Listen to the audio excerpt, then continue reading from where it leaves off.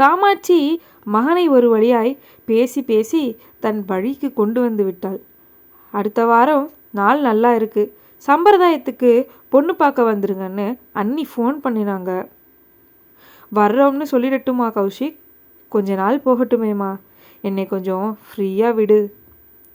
கல்யாணத்தை உடனே வச்சுக்க வேணாம், நிச்சயதார்த்தம் மட்டும் முடிச்சிடலாம். நல்ல காரியத்தை ஏன் தள்ளி போடணும்? வேற யாராவது நிரஞ்சனாவை கொத்திட்டு போயிடக்கூடாது. அடுத்து பிரார்த்தனா இருக்கா, அவளையும் நினச்சி பார்த்துக்க. நல்ல வரனா பார்த்து அமோகமாக கல்யாணம் பண்ணி கொடுக்கலாம்.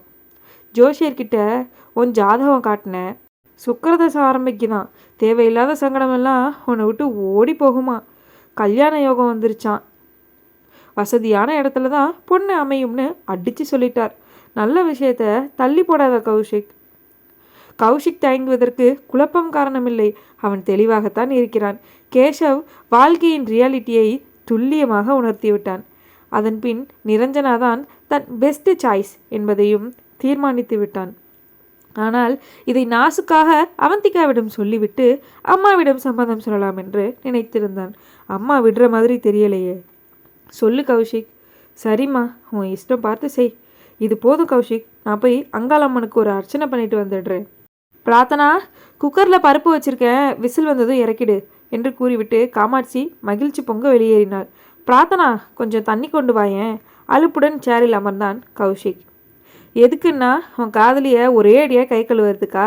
அவன் முன் டம்ளரை நீட்டியபடி கேட்டாள் பிரார்த்தனா. ஏய், என்ன பேசுகிற? வாங்கி அருந்தினான்.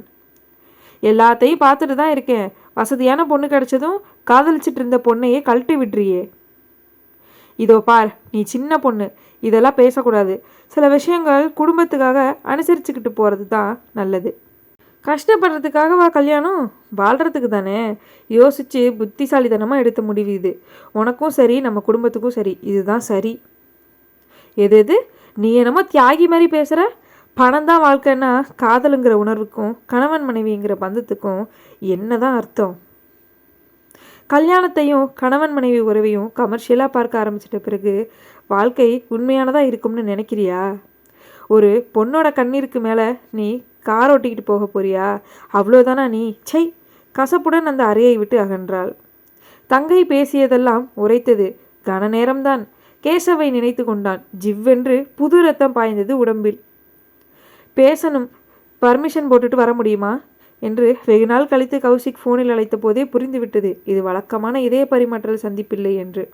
அவன் ஏதோ ஒரு குண்டை தூக்கி போட்டு வேதனைப்படுத்த போகிறான் என்று புரிந்தாலும் வலித்தது. அதை தாங்கிக் கொள்ளக்கூடிய சக்தி இருக்கிறதா என்று புரியவில்லை. கடற்கரையொட்டி பூங்காவில் அமர்ந்தனர். தடுமாற்றமும் அந்நிய பார்வையும் மிகுந்திருந்தது கௌஷிக்கிடம். படபடத்த உள்ளத்தை மட்டுப்படுத்தி மெல்ல புன்னகைத்தாள். நல்லா இருக்கீங்களா கௌஷிக் என்று கேட்டாள். நீ? அடுத்த கணம் சாலையில் விரைந்தோடும் வண்டிகளையும் பலூன் பிடித்தபடி ஓடியாடி விளையாடும் சிறுவர்களையும் வேடிக்கை பார்த்தான். 10 நிமிடம் கடந்தது. அந்த சூழ்நிலை அவந்திகாவிற்கு அவதியாய் இருந்தது. சொல்லுங்க, என்ன விஷயம் கௌஷிக்? நேரடியாக விஷயத்திற்கு வந்தாள். நான் ஒரு முடிவு எடுத்திருக்கிறேன். தீர யோசித்து எடுத்த முடிவு, ப்ராக்டிக்கலாக எடுத்த முடிவு. இதுக்காக நீ வருத்தப்படுவ, பட் எனக்கு வேற வழி தெரியல என்றாள். அடுத்து அவன் என்ன சொல்ல போகிறான் என்பதை அறிந்து அதனால் ஏற்பட போகும் வழியை ஜீரணிக்க ஏற்றுக்கொள்ள தயாராகிவிட்டாள். நான் உன்னை லவ் பண்ணினதும் நிஜம், ஆனால் எல்லா லவ்வும் மேரேஜில் முடியறதில்லை இல்லையா அவந்திகா? அவளுக்கு அலுப்பாய் இருந்தது. அந்த மோசமான விஷயத்தை சீக்கிரம் சொல்லி தொலைத்தால் என்ன? இதில் என்ன சஸ்பென்ஸ்? அதான் என்னை சந்திப்பதை அவாய்ட் பண்ணி எடுக்க போகும் முடிவை முன்பே உணர்த்தி விட்டானே. அவனை நிமிர்ந்து நேருக்கு நேர் விழிகளை சந்தித்தாள். மேரேஜ் ஃபிக்ஸ் ஆயிடுச்சா கௌஷிக்? எதிர்பார்க்கவில்லை கௌஷிக். அவந்திகா, உனக்கு எப்படி? புரிஞ்சுக்கிட்டேன். என்னை தப்பாக நினைக்கிறியா? எப்படி நினைக்கும்னு சொல்லுங்க. ப்ராக்டிக்கலாக யோசி அவந்திகா. என்னை மட்டுமே குற்றம் சொல்லாதே. ஒவ்வொருத்தனுக்கும் சில லட்சியங்கள் இருக்கும். எனக்கும் இருக்குது. எங்கள் வீட்டில் நானும் அம்மாவும் தங்கையும் மட்டும்தான். வீடு நிறைய உறவுகள் இருக்கணும்னு ஆசைப்படுவேன். அவன் நிறைய படித்தவளாக புத்திசாலியாக இருக்கணும். எதிர்காலத்தில் நான் தொழிலதிபராக உயரும்போது அவள் எனக்கு சப்போர்ட்டாக இருக்கணும். ஆனால் உங்கள் வீட்டில் உனக்கு அண்ணனை தவிர யாரும் இல்லை. வெறும் எக்கனாமிக்ஸ் படிச்சிருக்கிற. அதை வச்சுக்கிட்டு நீ எப்படி என் லட்சியத்துக்கு துணையாக இருக்க முடியும்? மலுப்பலான அவனின் காரணங்கள் சிரிப்பை உண்டாக்கின. இதெல்லாம் நாம் முதல்ல சந்தித்தப்போ என்னிடம் இருந்த தகுதிகள் தானே. நிஜம்தான், ஆனால் உன் மேலே இருந்த நேசம் இதையெல்லாம் பெருசுப்படுத்தலை. ஏன், நானே கூட இந்த படிப்பே போதும், வீட்டோட நல்ல பொண்டாட்டியாக இருன்னு சொல்லியிருக்கேன். அந்த அளவுக்கு பாசம் கண்ணை மறைச்சது.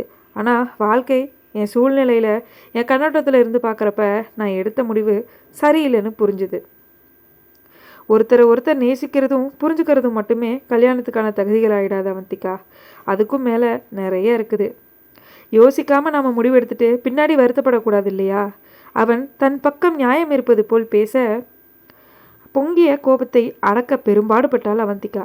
பரவாயில்லை கௌஷிக், என்னால் புரிஞ்சுக்க முடியுது. எப்போ கல்யாணம் ஃபிக்ஸ் பண்ணியிருக்கீங்க? அது நிச்சயதார்த்தம் தான் முடிவு பண்ணியிருக்காங்க, வர 15ஆம் தேதி. கங்க்ராட்ஸ் கௌஷிக், நீயும் கண்டிப்பாக வரணும். சிரித்தாள். முகத்தில் புலிவை மீறி வழி தெரிந்தது. இன்விடேஷன் அனுப்புங்க, கண்டிப்பாக வர்றேன். அவன் கேள்விக்கு நேரடியாக பதிலளிக்காமல் சொன்னாள். நேரமாச்சு, கிளம்புறேன், அண்ணன் காத்துட்ருப்பார். சட்டென புறப்பட்டாள். முதுகை வெறித்து பார்த்த கௌஷிக்கிற்கு புரிந்தது அவள் கண்கள் கலங்கி கொண்டிருப்பது. வேறு வழி தெரியவில்லை அவந்திகா, சாரி என மனதில் நினைத்து கொண்டான்.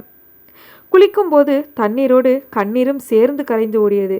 இம்சித்த இதயத்தை அடக்க தெரியாமல் திண்டாடினாள்.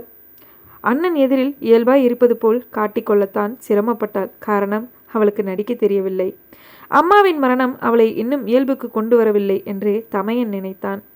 அதிகம் எதிர்பார்ப்பில்லாத அன்பின் தோல்வி யாரையுமே நிலைக்குலையவே செய்துவிடும். அவந்திகாவின் ஆசை மாட மாளிகையோ கணவனின் பணமோ உடம்பெங்கும் நகைகளோ அல்ல, அன்பு. என்றுமே மாறாத அன்பு. அதனால்தான் என்னவோ நொறுங்கி போய்விட்டாள். காரணம் எதுவாயினும் நேசித்த ஒரு பெண்ணை எப்படி தூக்கி எறிய முடியும்? பணம் மட்டும்தான் வாழ்க்கையின் அஸ்திவாரமா? அது இல்லாவிட்டால் வாழவே முடியாதா? அப்படியானால் செவிட்டு கணவனும் குருட்டு மனைவியும் தான் பிரச்சனையின்றி வாழ முடியும் போல. தன் காலத்தை வெளியில் காட்டிக்கொள்ள விரும்பவில்லை அவந்திகா. அவள் முகவரிக்கு நிச்சயதார்த்த அழைப்புதல் அனுப்பியிருந்தான் கௌஷிக். அப்படிப்பட்ட விழாவிற்கு போவதை விட பெரிய வழி எதுவுமில்லை தோல்வி கண்ட இதயத்திற்கு. ஆனால் போகாவிட்டால் தான் அவனை நினைத்து மருகி கொண்டிருக்கிறோம் என ஆண் மனது நினைக்குமே.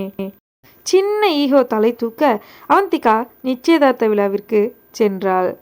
சிட்டியிலேயே பெரிய மண்டபம். வாசலிலேயே மிக பிரம்மாண்டமான திரை வைத்து மேடையில் நடப்பதை காட்டி கொண்டு இருந்தார்கள். நிறைய கூட்டம், பணக்காரர்களை கொண்ட மனிதர்கள். பெரிய இடத்து சம்பந்தம் என்பது அப்பட்டமாய் தெரிந்தது.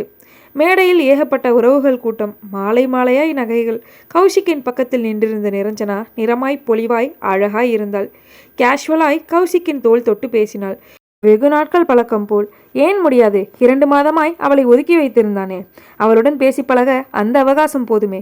இருவரையும் ஒரு சேர பார்த்தபோது இதயத்தை ரம்பம் கொண்டு அறுப்பது போல் இருந்தது. மெல்ல மேடை ஏறினாள். வாழ்த்துக்கள் என்றபடி சிறு புன்னகையுடன் அவனிடம் பொக்கேவை நீட்டினாள். அழைத்திருந்தானே ஒழிய அவள் வருவாள் என்று சற்றும் எதிர்பார்க்கவில்லை கௌஷிக். அதிர்ந்தவன் சட்டென தன் நிலை உணர்ந்து இயல்புக்கு வந்தான். பாகம் 7 சந்திப்போம். நன்றி.